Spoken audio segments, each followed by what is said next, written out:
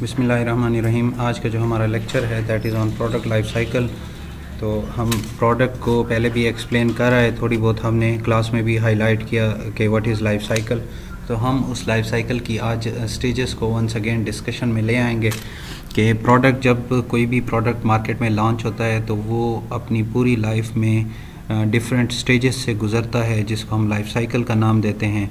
इसमें introduction, growth, maturity and decline, ये product life cycle, इसकी सबसे बड़ी करैक्टरिस्टिक ये है कि ये जो है जेनरिक कैटेगरी के लिए यूज़ होता है।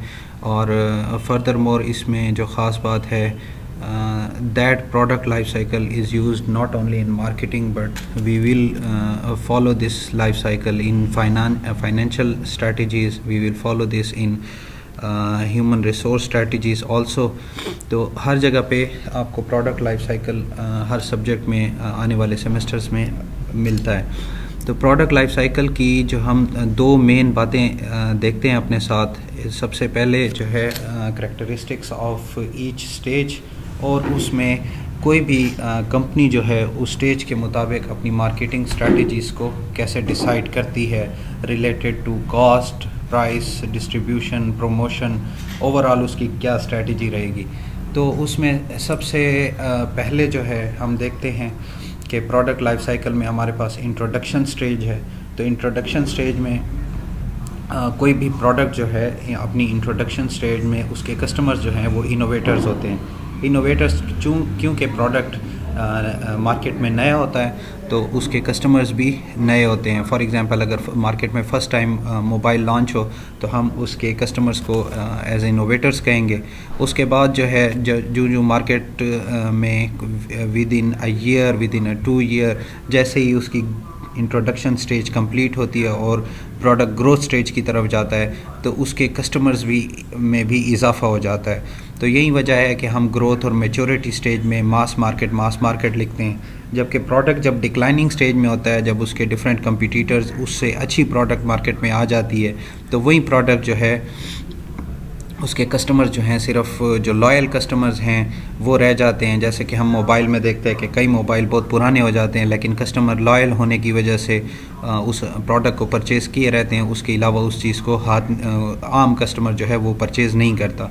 सिमिलरली कंपटीशन, चूँकि प्रोडक्ट इंट्रोडक्शन स्टेज में नया होता है तो उसका कोई ख़ास कंपटीटर नहीं होता। Same is the case with mobile, same is the case with many automobile industry में भी हम देखते हैं। लेकिन जब एक दफ़ा उसके अंदर अगर कोई पोटेंशियल है और उसमें मार्केट ग्रोथ के चांसेस ज़्यादा हैं तो with the passage of time जो वो प्रोडक्ट ग्रोथ स्टेज की तरफ जाता है तो उसमें जो है कंपटीशन में इजाफा होता जाता है। और जब वही प्रोडक्ट मैच्योरिटी में आता है तो कंपटीशन जो है वो इंटेंस लेवल पे चला जाता है। लेकिन जब उस प्रोडक्ट के कंपटीटर्स के अलावा उसमें अपग्रेडेड मॉडल्स आ जाते हैं, जब उसके साथ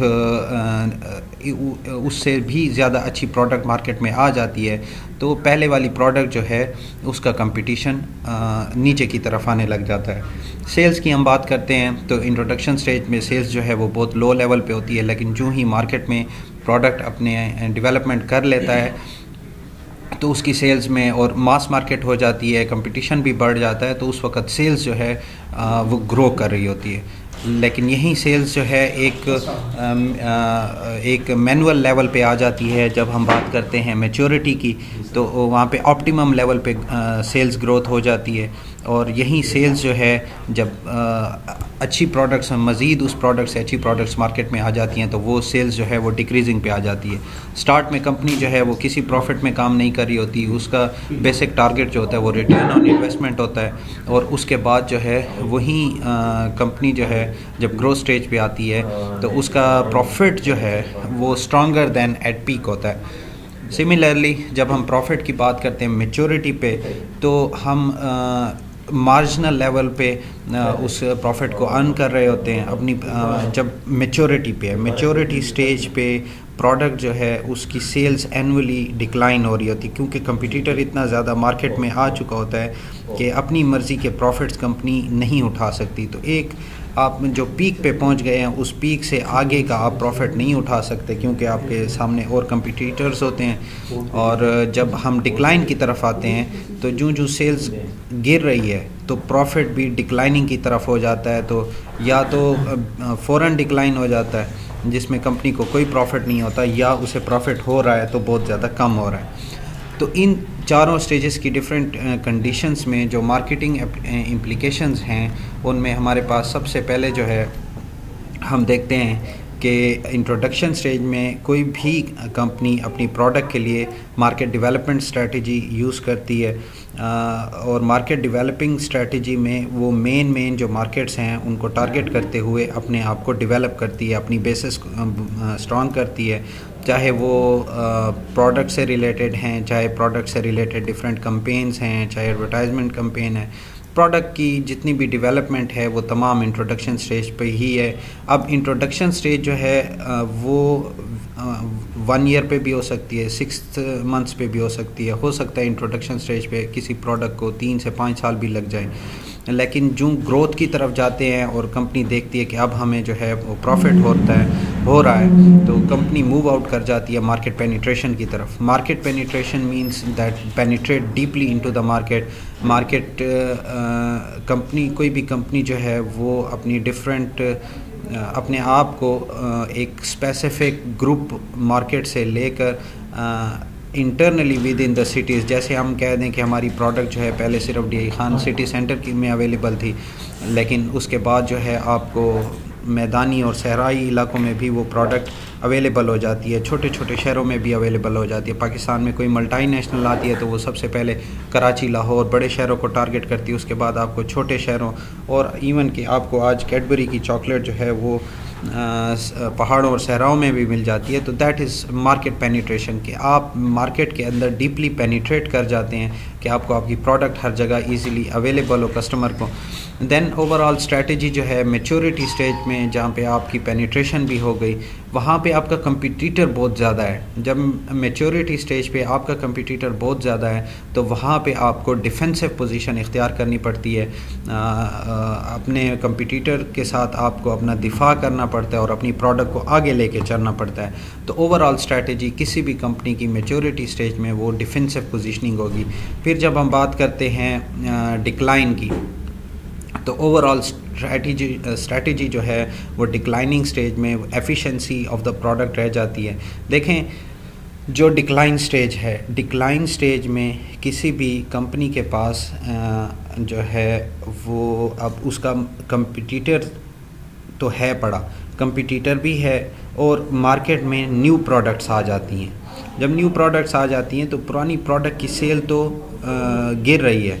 अब मार्केट ने क्या अब जो मैन्युफैक्चरर है, जो कंपनी है, वो क्या करेगी, वो अपनी एफिशिएंसी की बुनियाद के ऊपर मार्केटिंग करेगी। वो अपनी एफिशिएंसी को शो करेगी कि मेरे प्रोडक्ट में वो कौन कौन सी ख़ास बातें हैं, उन ख़ास बातों की बुनियाद पे वो कम्पीट करेगी। तो उसकी स्ट्रैटेजी जो है वो या एफिशिएंसी होगी, एफिशिएंसी ऑफ द प्रोडक्ट होगी, या वो मार्केट छोड़ के चले जाएंगे। नेक्स्ट जो है मार्केटिंग के इम्प्लिकेशंस के अंदर जो बात आ जाती है, दैट इज़ द कॉस्ट। ठीक है, कॉस्ट की जब हम बात करते हैं तो स्टार्ट में कंपनी को चूँकि मार्केट डेवलपमेंट कर रही है, तो मार्केट डेवलपमेंट में उसके ऊपर इंतहाई ज़्यादा कॉस्ट आ रही है। तो ये कॉस्ट जो है ये एडिशनल कॉस्ट होती हैं। प्रोडक्ट की मैन्युफैक्चरिंग के ऊपर भी कॉस्ट आ रही है, उसके डेवलपमेंट के ऊपर भी कॉस्ट आ रही है। ये तमाम जितनी भी कॉस्ट हैं ये कंपनी के ऊपर आ रही हैं। तो पर यूनिट कॉस्ट जो है किसी भी प्रोडक्ट की वो बहुत ज़्यादा हाई हो जाती है। देखिए, इसमें हमने क्लास में एक एग्जांपल पढ़ी थी जिसमें कि अगर एक पूरी शुगर मिल है, वो सारी उसकी लेबर, उसकी आप जो जितने भी एक्सपेंसेस हैं वो मिला के अगर वो फैक्ट्री एक यूनिट प्रोड्यूस करती है तो वो यूनिट कितना एक्सपेंसिव होगा। लेकिन वही शुगर मिल जो है वो 10,000 या 10 लाख यूनिट शुगर के प्रोड्यूस करती है, 10,000 या 10 लाख बैग्स प्रोड्यूस करती है, तो उसके ऊपर उसकी कॉस्ट जो है वो एवरेज कॉस्ट गिर जाती है।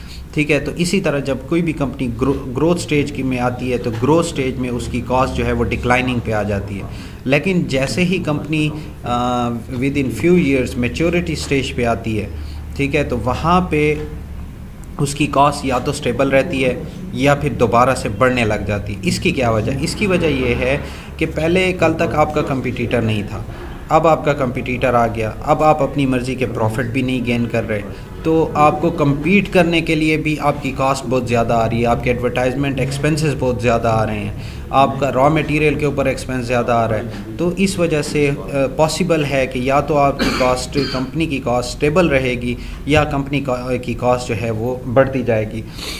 जबकि डिक्लाइन स्टेज में कंपनी के ऊपर कोई कॉस्ट नहीं आ रही या बहुत कम आ रही है। इसकी मेन वजह यह है कि जब आपकी सेल्स गिर जाती है तो सेल्स गिरने के साथ ही आपकी जो प्रोडक्ट है उसकी मैन्युफैक्चरिंग भी कम हो जाएगी। जब आपकी मैन्युफैक्चरिंग कम हो गई है तो आपका रॉ मटेरियल और आपके एडवर्टाइजमेंट एक्सपेंसेस ये तमाम जो है वो नीचे आ जाते हैं, जिसकी वजह से कंपनी कॉस्ट डिक्लाइन स्टेज में लो हो जाती है। फिर हम आ जाते हैं मार्केटिंग इम्प्लिकेशंस में प्रोडक्ट स्ट्रैटेजी के ऊपर। जब हम प्रोडक्ट स्ट्रैटेजी को डिस्कस करते हैं तो याद रखें इंट्रोडक्शन स्टेज में हमारी प्रोडक्ट स्ट्रैटेजी जो है वो अनडिफरेंशिएटेड है। स्टार्ट में कोई भी कंपनी लेट से अगर मोबाइल मार्केट में नया आया है, उस मोबाइल को कोई ज़रूरत नहीं है कि वो अपने कस्टमर को बताए कि जी मेरे पास ये कैमरा है, ये ब्लूटूथ है, ये इसमें ये फंक्शंस है। वो सिंपल उन्होंने आपको मोबाइल ऑफ़र करना है। ये इंट्रोडक्शन स्टेज है। जब कोई भी कंपनी ग्रोथ स्टेज की तरफ आती है तो ग्रोथ स्टेज में यानी कि 1 से 2 साल बाद उसके बहुत सारे कंपटीटर मार्केट में आ चुके हैं। अब जब कंपटीटर भी मार्केट में आ चुका है तो हर मोबाइल दूसरे मोबाइल के साथ, हर गाड़ी दूसरी गाड़ी के साथ compete करेगी अपने इम्प्रूव्ड आइटम के साथ। कोई कहेगा कि हमारे पास ये स्क्रीन है, कोई कहेगा हमारे पास ये मोबाइल में ये फंक्शंस हैं, हमारे मोबाइल में ये फंक्शंस हैं। तो इन बुनियादों के ऊपर आप इम्प्रूव्ड आइटम कस्टमर को शो करते हुए अपनी ग्रोथ को ज़्यादा से ज़्यादा करेंगे। जब आप मैच्योरिटी स्टेज पे आ गए हैं तो मैच्योरिटी स्टेज पे आप और आपका कंपटीटर ये मोस्टली जो है डिफरेंशिएटेड स्ट्रैटेजी के ऊपर काम करते हैं। अपने जो एक दूसरे के साथ डिफरेंसेस हैं उन डिफरेंसेस की बुनियाद पे compete करते हैं। पहले तो आप अपने इम्प्रूव्ड आइटम बता रहे थे, जबकि मैच्योरिटी स्टेज में आप basic differentiation between the product and other product जो है वो बताते हैं। लेकिन वही कंपनी जब डिक्लाइन स्टेज पे चली जाती है और प्रोडक्ट लाइफ साइकिल में, तो वो प्योर लाइंस के ऊपर आ जाती है कि हमारी जो मेन खसूसियत है, हमारी जो बेसिक खसूसियत है वो क्या है, आप उसके ऊपर जो है वो compete करते हैं। नेक्स्ट जो है वो हमारे पास प्राइसिंग स्ट्रैटेजी है। प्राइसिंग स्ट्रैटेजी की हम बात करते हैं तो प्राइसिंग स्ट्रैटेजी स्टार्ट में हमारे पास जो है, चूँकि हमारी कॉस्ट बहुत ज़्यादा आ रही होती है तो हमें स्टार्ट में जो है बहुत हाई प्राइसेस लेनी पड़ती हैं। उन हाई प्राइसेस में ठीक है आपकी हर कंपनी का टारगेट जो होता है वो यही होता है कि टू रिटर्न ऑन इन्वेस्टमेंट, कि हमारी जो इन्वेस्टमेंट है वो रिकवर हो जाए। ठीक है। और आपके किसी भी कंपनी के एक्सपेंसेस बहुत ज़्यादा आ रहे होते हैं, एडवर्टाइजमेंट एक्सपेंसेस बहुत ज़्यादा हो रहे हैं, लॉजिस्टिक के एक्सपेंसेस हो रहे होते हैं। इसके अलावा मार्केट में आप डेवलपमेंट करने के लिए जो टूल्स इख्तियार करते हैं, रॉ मटेरियल, मैन्युफैक्चरिंग, ये तमाम एक्सपेंसेस कंपनी के ऊपर होते हैं। इसी वजह से प्रोडक्ट की प्राइस बहुत हाई होती है। लेकिन जो कंपनी मार्केट में प्रॉफिट अर्न करना स्टार्ट कर देती है तो प्रॉफिट अर्निंग के साथ ही उसकी जो कॉस्ट है प्रोडक्शन भी ज़्यादा हो जाती है, तो उसकी कॉस्ट कम होती जाती है। तो कंपनी अपनी प्राइस को, और चूँकि आपका with the passage of time competitor market में आ जाता है तो कंपनी को कंपटीटर की वजह से भी प्राइस कम करनी पड़ती है और कंपनी उस कम प्राइस को अफोर्ड भी कर सकती है। तो as the company moves in the growth stage the pricing strategy will be lower over time, that with the passage of time company अपनी prices को कम करेगी। देखें इसकी हमारे पास लाइव एग्जांपल है कि मोबाइल जब आए तो कनेक्शंस बहुत ज़्यादा एक्सपेंसिव थे। एक मैसेज जो था वो 2 से 3 रुपए पे लोग एक दूसरे को करते थे। आप किसी को मैसेज करते थे, आपके 2 रुपए कट जाते थे। लेकिन वही मोबाइल आज आप देखें कम होते होते आज आपको मैसेज के, कॉल्स के पैकेज मिलते हैं, क्योंकि कंपटीटर मार्केट में बैठा है। तो pricing strategy lowers over time, और जब मैच्योरिटी पे, अब मोबाइल जो हैं वो अपनी मैच्योरिटी स्टेज पे हैं, तो उनकी जो प्राइसिंग है वो लोएस्ट है, ठीक है। हाँ, इसमें एक बात याद रखें कि अगर आपकी प्रोडक्ट मैच्योरिटी पे है तो भी आप अपनी प्राइस जो है वो हाई, क्या बहुत ज़्यादा हाई भी चार्ज कर सकते हैं। उस वक़्त जब आपकी प्रोडक्ट, ये जो लोएस्ट के ऊपर अगर आप देखें तो डिफरेंशिएटेड लिखा हुआ है, जब आपकी प्रोडक्ट हाईली डिफरेंशिएटेड हो, यानी कि आपकी प्रोडक्ट में वो खसूसियत है जो किसी और गाड़ी में नहीं है, ठीक है, वो किसी और मोबाइल में नहीं है। यही वजह है कि एप्पल के, सैमसंग के हम मोबाइल देखते हैं जो कि अपनी मैच्योरिटी स्टेज में होने के बावजूद उनकी प्राइसिंग स्ट्रेटजी बहुत हाई है। तो डिपेंड करता है कि आपकी प्रोडक्ट कितनी डिफरेंशिएटेड है। सो ओवरऑल जो है वो किसी भी प्रोडक्ट लाइफ साइकिल में प्राइसिंग स्ट्रेटजी लोएस्ट होती है, but it depends on the nature of differentiation. अगर प्रोडक्ट के अंदर डिफरेंशिएशन, बहुत अपीलिंग किस्म की डिफरेंशिएशन है और प्रोडक्ट के अंदर डिफरेंशिएशन बहुत हाई किस्म की है, then you can charge the price as much as you like. The company can charge the price as much as the company wants. Then जब प्राइसिंग स्ट्रेटजी जो है वो कहते हैं कि इंक्रीजिंग है डिक्लाइन स्टेज में। क्यों इंक्रीजिंग है?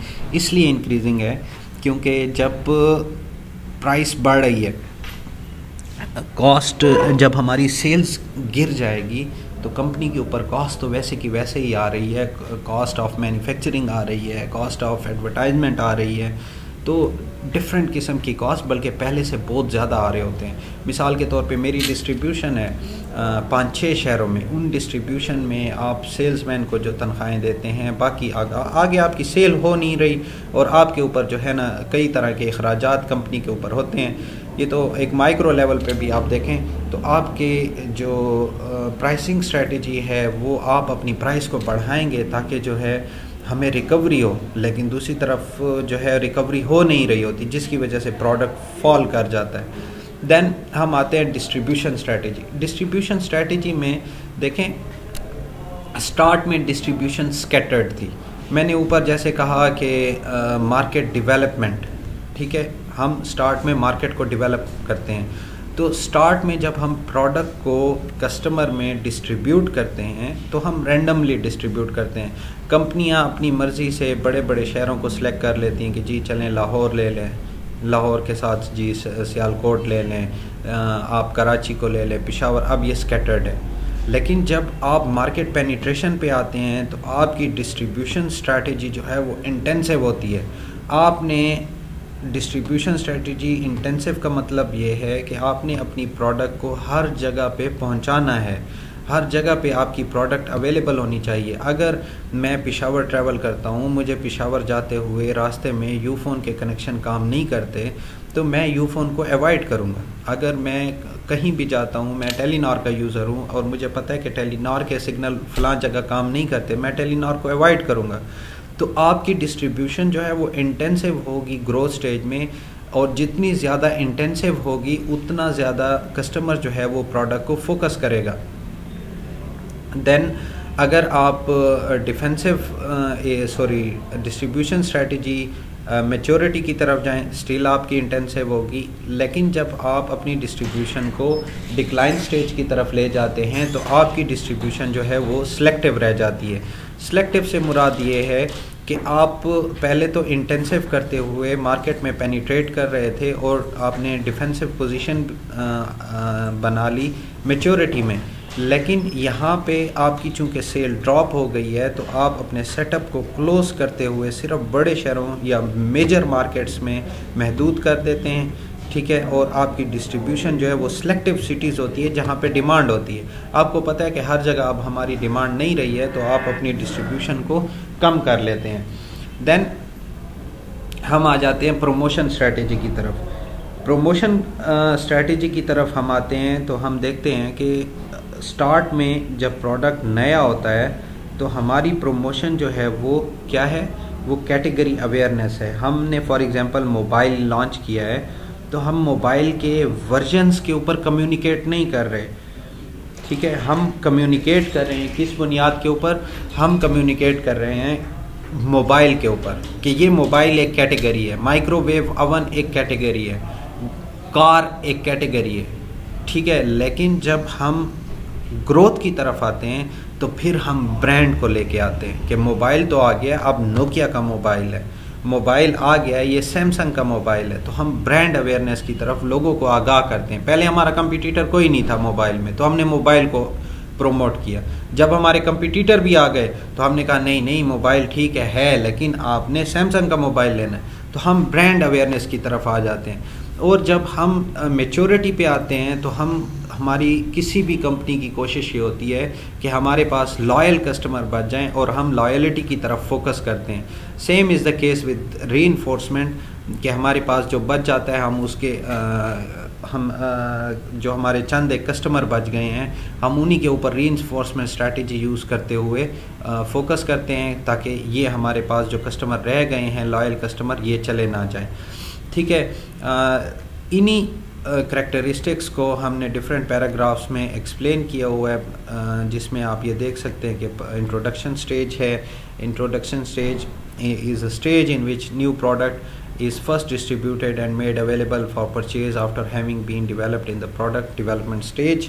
Therefore, the introduction stage starts when the product is first launched, but introduction can take a lot of time. As I already told you कि introduction stage जो है वो आपकी जो है 6 months भी हो सकती है, हो सकता है इंट्रोडक्शन स्टेज 1 month की हो। आपका प्रोडक्ट आया है और उसने कस्टमर के दिल को जीत लिया है, फ़ौरन हर कोई उसको ख़रीदने लग गया है। लेकिन बहुत सारी प्रोडक्ट की कैटेगरीज इस तरह की होती हैं, हर प्रोडक्ट मोबाइल की तरह टेक्नोलॉजिकल प्रोडक्ट नहीं होता। मिसाल के तौर पे एक कंपनी है चॉकलेट की, वो आई है, उसको बड़ा टाइम लगेगा मार्केट में अपनी जगह बनाने के लिए, कोई उसको परचेज़ नहीं कर रहा, तो हो सकता है उसको 2 साल लग जाए, ठीक है। तो can take a lot of time and sell growth tends to be rather slow. Start में सेल्स ना होने के बराबर होती है, ठीक है।